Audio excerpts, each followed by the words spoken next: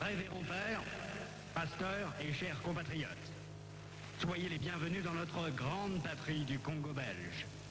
La tâche qui vous est confiée de remplir est très délicate et demande beaucoup de tact.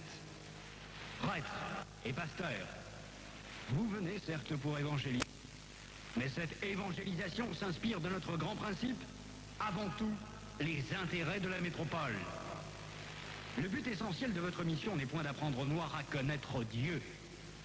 Ils le connaissent déjà depuis leurs ancêtres. Ils prient et se soumettent à Nzambi Mpunu, que je sache, et aussi à Nzambi Mawezi. Ils savent que tuer, voler, coucher avec la femme d'autrui, calomnier, insulter est mauvais. Ayons le courage de l'avouer, vous ne venez pas leur apprendre ce qu'ils savent déjà. Votre rôle est essentiellement de faciliter les administrateurs et les industriels, c'est-à-dire que vous interpréterez l'évangile de la façon qui sert le mieux vos intérêts dans cette partie du monde. Pour ce faire, vous veillerez entre autres à désintéresser nos sauvages noirs des richesses dont regorge leur sous-sol, afin d'éviter qu'ils s'y intéressent ou qu'ils nous fassent une concurrence meurtrière, rêvant un jour à nous déloger de cette partie avant que nous ne nous enrichissions.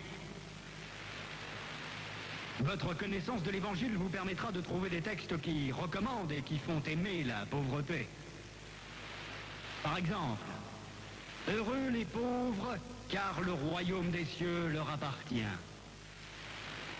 Il est plus difficile pour un riche d'entrer au ciel qu'à un chameau de passer par le trou d'une aiguille, etc.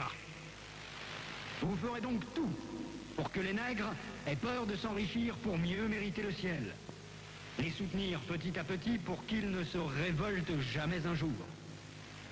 Les industriels et les administratifs seront obligés de se conformer à ce que je vous recommanderai, à vous prêtres et pasteurs blancs, de temps en temps, pour vous faire craindre, de peur de courir à la violence, injurier, battre. Il ne faudra pas que les nègres ripostent ou se nourrissent de vengeance. Pour cela, vous leur enseignerez par tous les moyens et vous insisterez pour qu'ils suivent l'exemple de tous les saints qui ont tendu les joues, qui ont pardonné les offenses, qui ont reçu les crachats et les insultes sans tressaillir. Il faudra les décourager et les détacher de tout ce qui pourrait leur donner le courage de nous affronter. Je songe ici spécialement à leurs nombreuses fétiches de guerre qu'ils prétendent ne point abandonner. Votre action doit porter essentiellement sur les jeunes, afin qu'ils n'hésitent point de nous saluer. Quand le commandement du Père est en contradiction avec celui des missionnaires, qui sont les pères